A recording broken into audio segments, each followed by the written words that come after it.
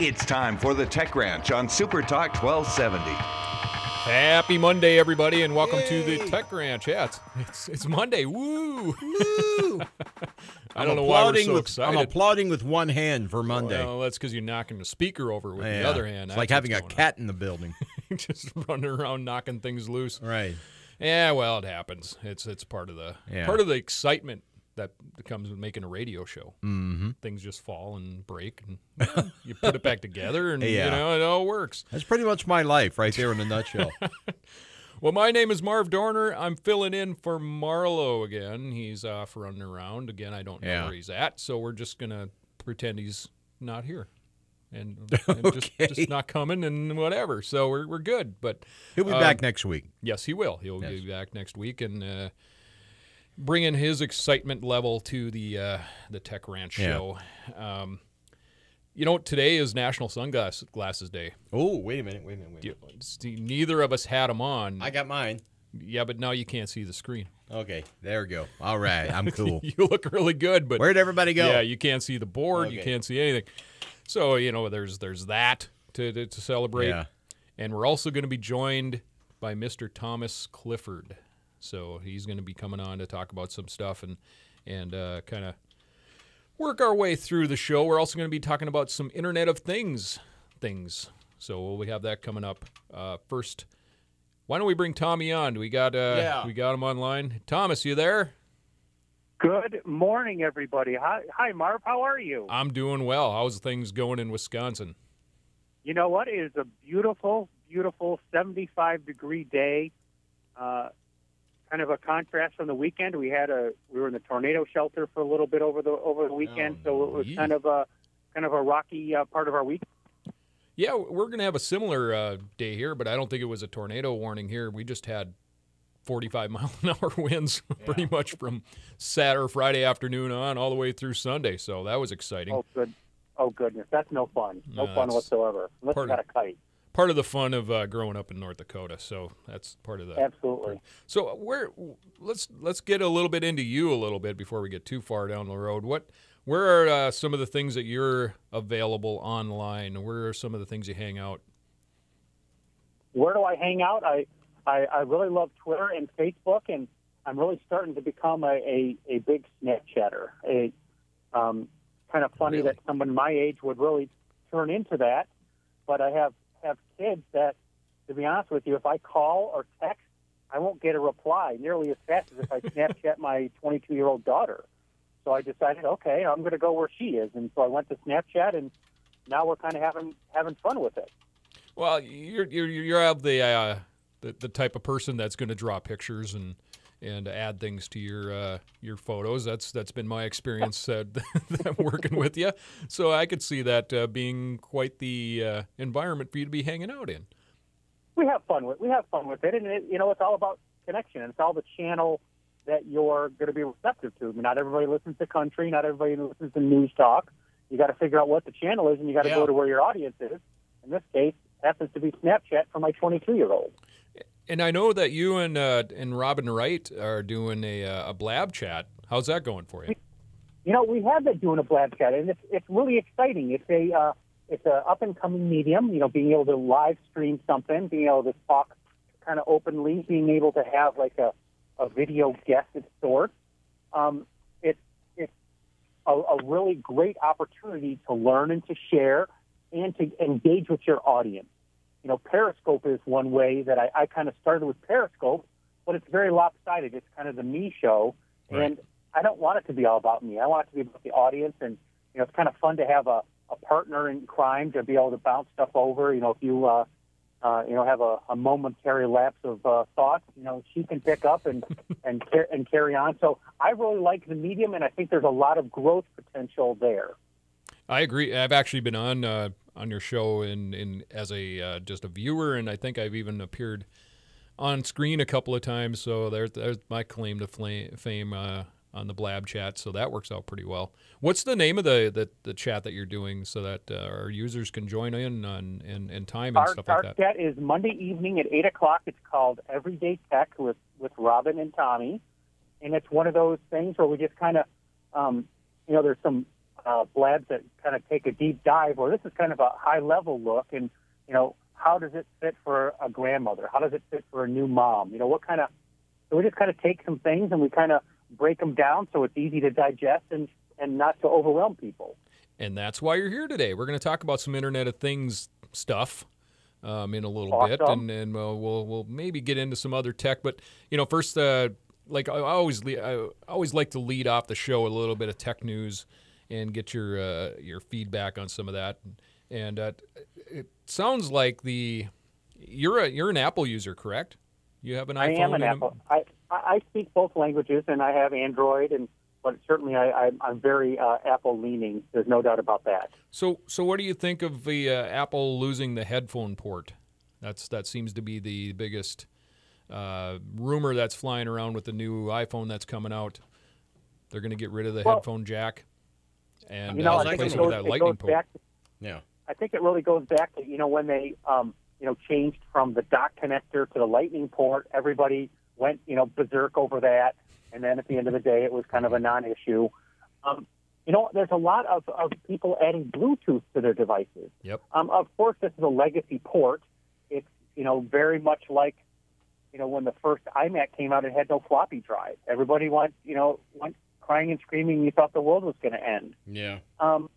I don't know if the world's going to fall apart. It certainly opens up a new avenue for some third-party vendors to come up with some solutions that may be more economical, or a 3.5 jack to Bluetooth, or a Lightning type of connector. I don't know. It's a race to get a phone that's going to be as thick as a credit card.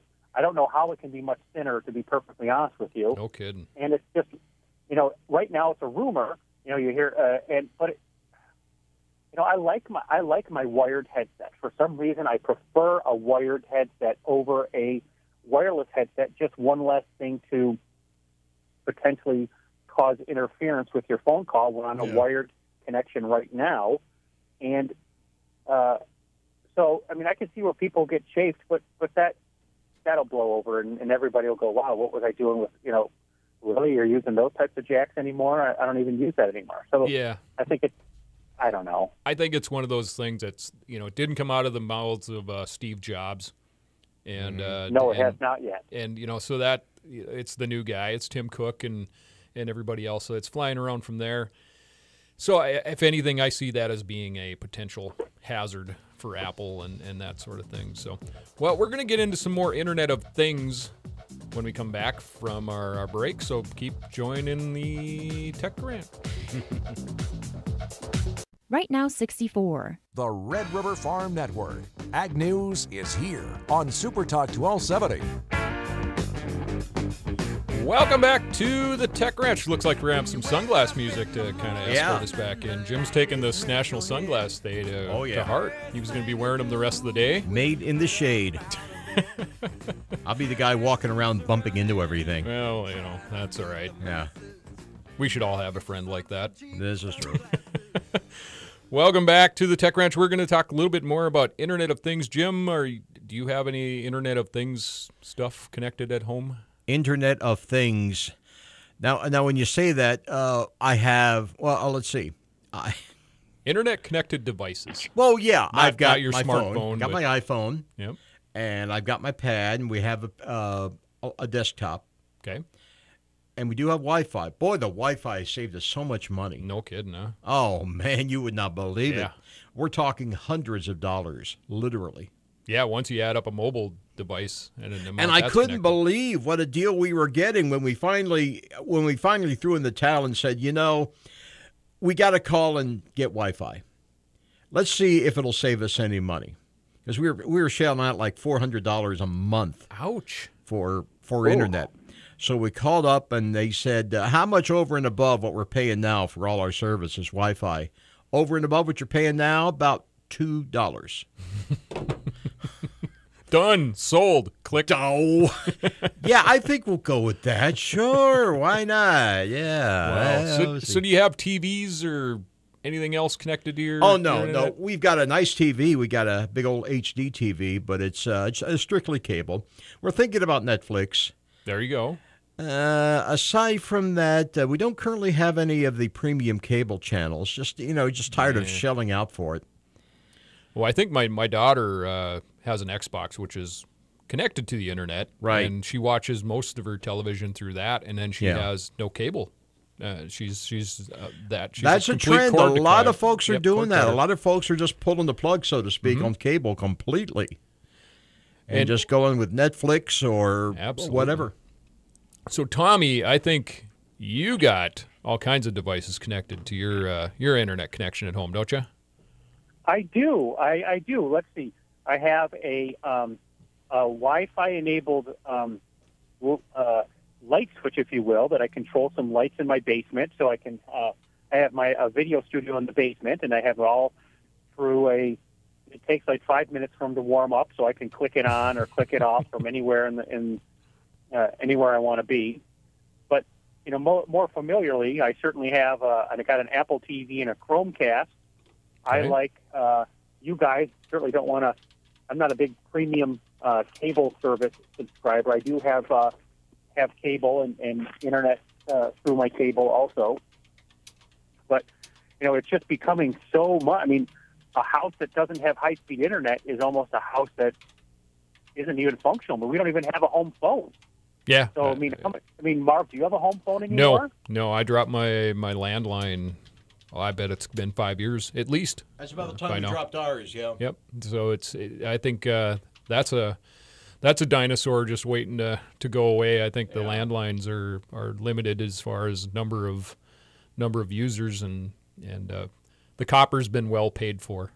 I think by the phone company. You're right. The cable company's really working hard to get me to put a home phone in. But I said, dudes, I haven't had it since 2002. What am I missing?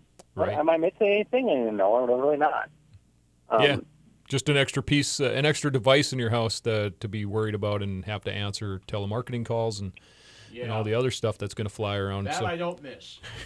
Right? No, amen. I don't see it as a benefit that the cable company says, well, you can see who's calling you on your TV. I don't want that. I don't want an interruption while I'm in the middle of House of Cards. Come on, guys. Exactly. Yeah. So, Internet of Things, we kind of crossed over this a little bit, but the Internet of Things is basically devices, household devices that are connected through your Wi-Fi or to the Internet, and you can control them either through your smartphone or your computer or view them. You could be anywhere and see a camera on your screen of your house. What are some of you mentioned the lighting system? Is that like a Hue system, or what are you using for the lights? It's not that. It's a Belkin system. It's called Wemo, and it's just a little box that kind of remember the old days where you had like a timer that you'd put on some lights or a switch, and you kind of could set it. This is a similar kind of looking type of device, but instead of kind of a manual timer, you get a Wi-Fi enabled device that you can control. You're on vacation. You can have the lights turned on in your house, turn off fans, whatever you happen to have plugged in. So is it all controlled through your phone? Is that kind of the control for that? It is. It's all controlled through my phone interface. I can update the firmware. I can turn it on and off. It interfaces with if this, then that, which is kind of a popular service to if this criteria is met, then do this type of thing. And so there's a lot of things that people can do with it. Do you have multiple people connected to those? So you could have you and your wife and your daughter and everybody else that you want? Like I could control your phone, your lights from here if I really had access? No, to be honest with you, I don't. My wife is technologically savvy, but she kind of leaves that to me. And so, no. But we certainly, we're just getting ready to put in a Wi-Fi connected garage door opener so that we can, check to see if the garage is open, wherever we are. And if my daughter Madeline's coming over, I can, give her like a temporary key, or give, the painter's going to come over and needs to get something out of the garage. I can give him temporary access, and that's kind of a neat thing too. So where's going to be the fun of that, though, when you drive away and you get about 6 blocks from the house and you you have that momentary fear of, oh no, I left the garage door up, so then you got to cycle all the way back, and then you find out you closed That's it exactly anyway. Right. No, those days are gone. Or playing the joke on your wife when you're 5 hours away and she presses the garage door open and you go, oh great, now the garage door's open. You can't do that anymore because now she could check. Oh, you're lying to me. That takes all the fun out of it. So, there are several other. You mentioned that Belkin. I mentioned Hue. I believe there's a few other of these lighting systems that you can actually replace most of the lights in your house. I don't think they have fluorescence quite yet, but they're all basically these LED, screw them in place of your existing light systems, and they're all Wi-Fi enabled. And some of them, in the case of Hue, and I don't know about the Belkin, but you can actually control the colors of they're multicolored LEDs, and you can set you can have it like play the music. You can set like, okay, here's my movie lighting, here's my dinner lighting, and you can have all kinds of different mood lighting, and the sky's the limit as far as the color palette. You can have multiple bulbs controlled together, and it's really quite remarkable what can be done. So do you have any thermostats or anything like that? I know Nest, I have the Nest system installed. Or do you have anything like that installed at the home? I have a Nest at my home, and I just installed an Ecobee at one of my friend's homes. She has 2 thermostats in her home, and it's kind of cool. We put a thermostat in the back bedrooms and a thermostat up front, and it really took us about half an hour per thermostat. But what's cool is they both talk to each other, and they know, hey, everybody's up here. You don't need to do anything. People are back here. You don't have to do anything. Or, oh, is everybody gone? Oh, I think everybody's gone. Okay, we'll shut it off. That's probably the biggest benefit of some of this internet. Very, very intuitive. Yeah, the benefit of these Internet of Things devices is knowing when you're home, knowing when somebody who's in control of the system is around, and sort of turning your thermostat up or down depending on that, and turning a camera on because I don't have a camera on when I'm home. Turning off the stove, making sure the stove is off. Yeah, so that's some of the biggest advances that we see with these Internet of Things devices. Yeah. So we'll used talk to be a you little had bit. to rely on your neighbors to do that stuff. You call your neighbors. And, Call somebody, make sure your lights are turned off. Yeah. Now, thanks through the advance in modern technology, we don't have to deal with other human beings ever again. Yeah, well, we're kind of getting to that point, Yay! aren't we? Everything will be on Facebook. Some people would think that's a bad thing. You'll just have that Facebook message pop up saying, "I think Marv left his lights on." Yeah, and then it's just a vague, just a vague lead in, and try to get somebody to go turn them off. But we'll talk about some more Internet of Things stuff coming up a little bit more on the Tech Ranch. Right now, 64. Dave Ramsey is heard here. Super Talk 1270. Welcome back to the Tech Ranch. My name is Marv Dorner, filling in for Marlo Anderson, who's running around the country somewhere. Last I heard, he was in Vegas. Yeah, he keeps all these pictures on Facebook. He's just running around. Chicago, all kinds of places. Steubenville, Ohio, all kinds of. How does he end up in Ohio? I don't know. I think he was there for the Dean Martin birthday anniversary or something. Yeah. Okay. Everybody we'll let that run. Somebody sometime. Well, we were talking about on the break everything political, so we have all those those things. That's all solved. We got that under control. All the trumpitude going on. So we're going to move back on to things we can actually control in our homes with the Internet of Things. Trump-free zone. Politic-free zone here during the Tech Ranch. So some more interesting items on the Internet of Things. I just read something yesterday, and college students now are taking on average 7 connected devices with them to school. 7 connected devices. Yeah, so we're talking about one device a phone. Connected 7 ways, or no.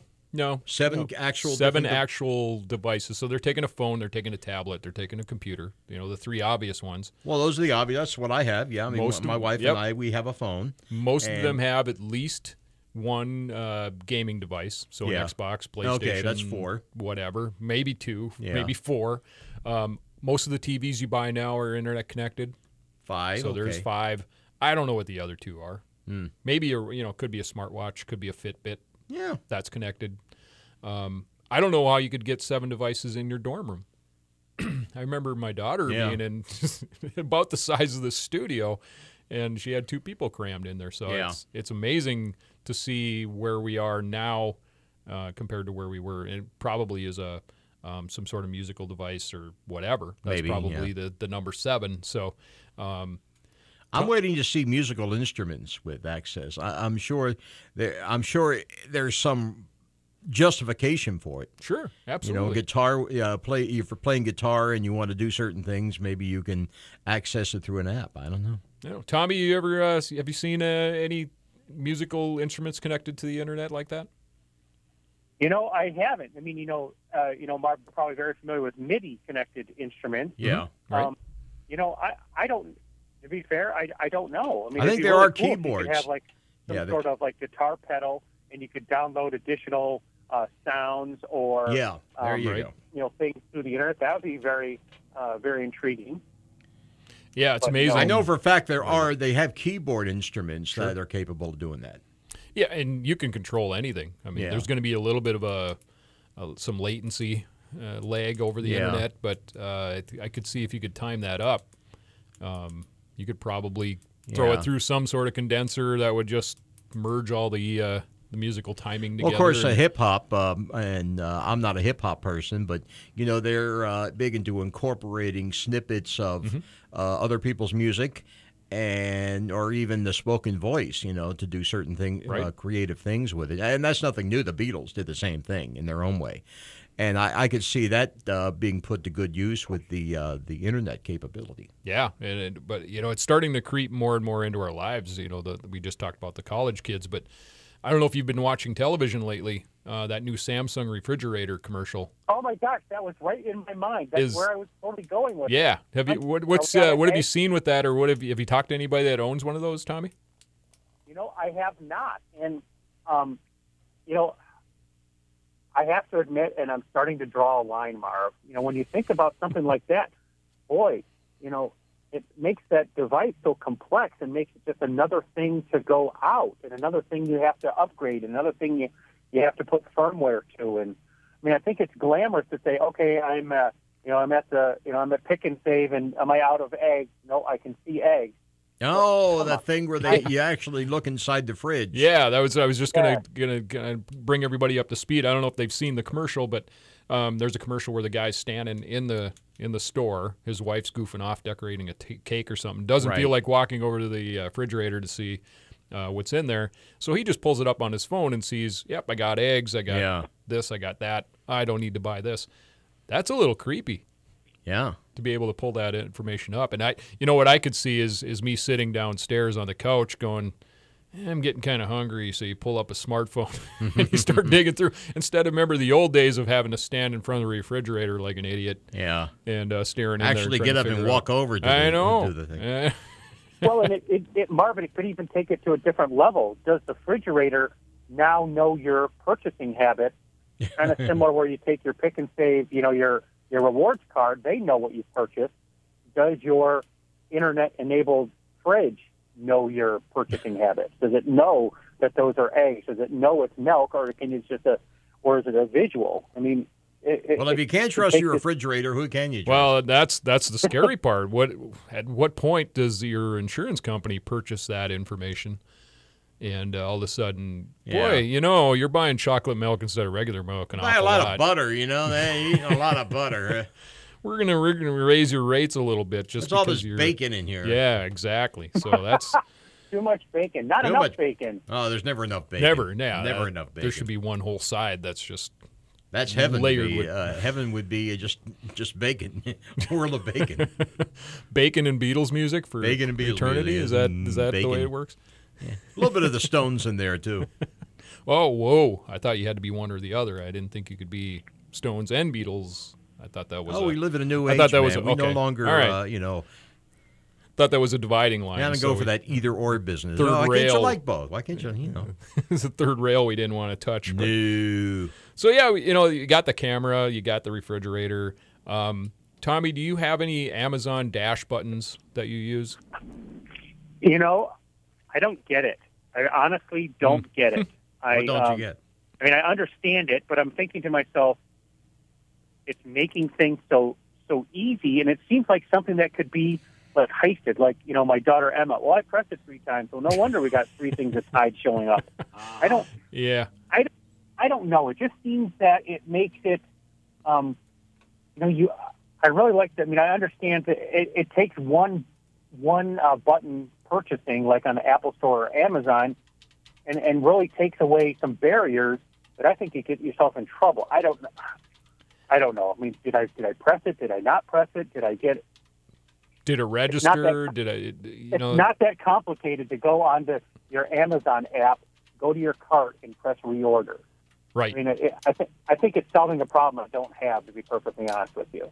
And, I think that happens with a lot of this Internet of Things technology. It is solving some issues and that technically don't exist. Really, how hard is it to look inside your refrigerator and know before you leave, or even if you're guessing, do I need milk? Do I need eggs? That sort of thing. But the Amazon Dash button, for those who haven't seen those, it's a little small button you can paste basically anywhere, of course, Wi-Fi enabled. Connects right to your internet. You go in there and you add your account information for Amazon. You get everything set up, and then when you run out of, like Tommy said, when you run out of Tide, you push that button. It gives you a little chime, and it orders straight from Amazon your giant box of Tide that you signed up for. So, I could just imagine around the house having 7 of these things. And like you said, multiple pushes. You get a little kid that just goes in there and just goes crazy and just orders these 17 giant rolls of toilet paper, or giant bundles of toilet paper. So you got a pallet that shows up at your door one day. So it's still not that hard. You can order things off your phone. You can order things off the internet. You can actually go to the store and purchase these items. Which is really kind of the easiest way to get this done, is to basically remember what you need when you go. But I think we're going to see more and more of items like this pop up. Now, you mentioned in the last segment your lighting system connected to If Then That. And correct. What it is, it's a website, and it's got all these recipes or things that you can build that if something meets this criteria, this happens. And you can connect these to your Internet of Things devices through your computer to the internet. And how do you use that on some of the devices you have connected? Well, and I've just played with it. I'm not using it, as a regular course of action, but I set up a recipe that says, if I get within X amount of feet of my home, kind of put a geofence around my home, okay, then turn the lights on. Or when I leave my home, okay, turn the lights or dim the lights, or put my house into vacation mode. Right. So you could really, you could have it set up. When I get within, or when I leave work, turn the air conditioning on, so the 5 minutes it takes me to get home, the house is cool. Or you could have it set up so it like lowers the blinds and then turns the lights down, so you're in movie mode. Sure. There's a lot of things that you can do to take steps out of your process to make it more predictable. Again, the question is this really solving a huge problem? Probably not. Just kind of saving some steps and maybe saving a little hassle. I'm a big fan of Leo Laporte in the Twit Network, and I believe we have one of his shows right here on weekends. Yep, right here on Super Talk. You can listen to Leo. Supertalk1270.com. He actually has If Then That send a tweet to his staffers at the Twit headquarters when he rolls up, so that they know to get the studio set up. Amazing use of technology. So it's a great way to connect to everybody, let everybody know what's going on and that you're here, and time to get ready to do the show. Well, we're going to wrap up our discussion, not decision. Wow. It is Monday.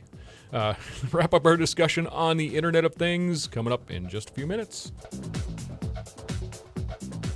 Right now, 66. Here's Sean Hannity, weekday afternoons on Super Talk 1270.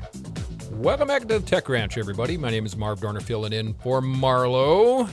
And I'm joined by Thomas Clifford and, of course, Jim Walsh Yay. in studio, our fabulous producer. I like Mondays. Well, I come here. I like my You job. do. I realize I'm very blessed in that regard. Yeah. You know, like Joe Walsh says, you know, Joe's my dad. No, He he's is. Not. No, he's not. No. Yeah, people used to tell me that. And people in college used to say, "Hey, man, you related to Joe Walsh? You're the James Gang Eagles?" And Yeah, go with it. eventually I got tired of it, so I just told him, "Yeah, he's my father." Yeah, how'd that work for you? Oh, my dad found it rather amusing, actually. My real father. Yeah. Yeah, his name is not Joe, by the way. I was just saying it'd be awesome if it was. I was going to say I can't complain, but sometimes I still do. Life's been good so Life's far, been right? good.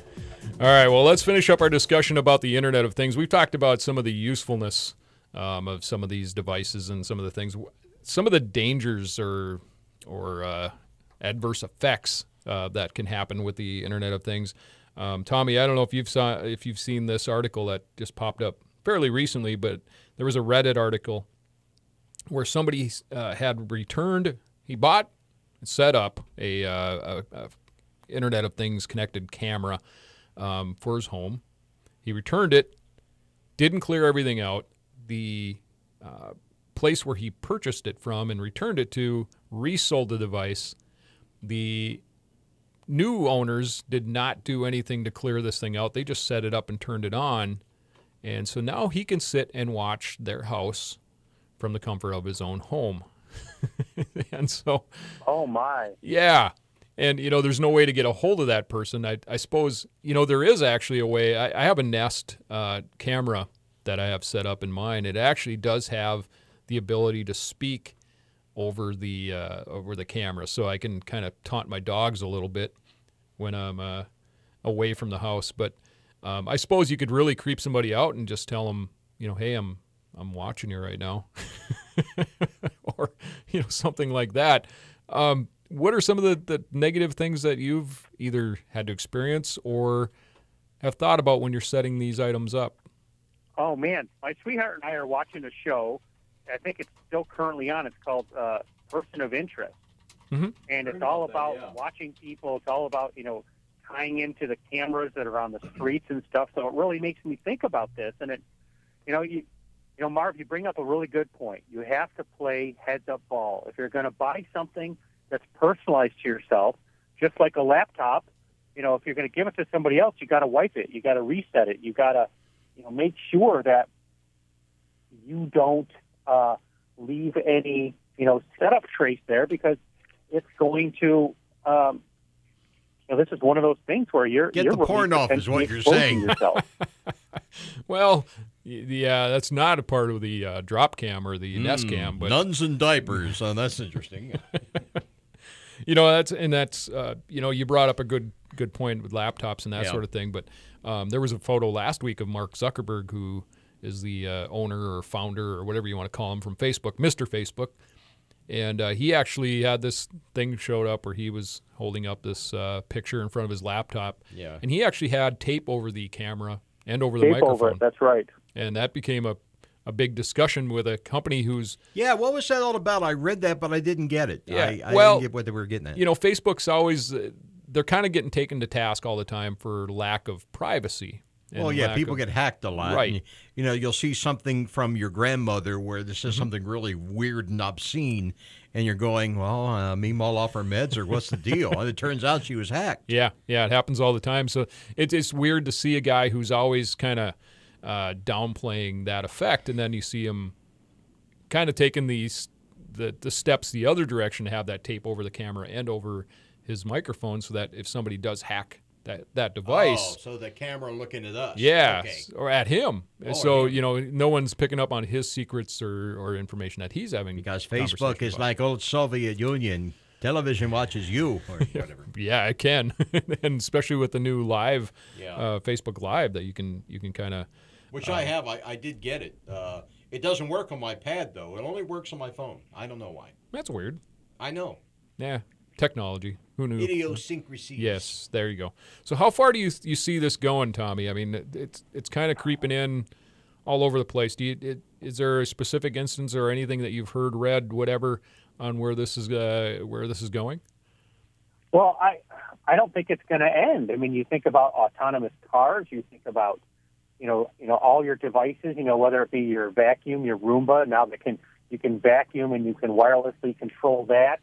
It's into your thermostat. It's into your cameras. It's into your smart TVs. There's even smart internet-attached beds that track your sleeping patterns.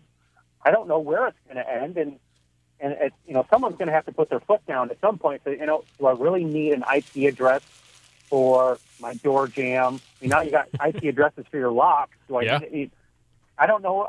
I don't know, Marv, where it ends.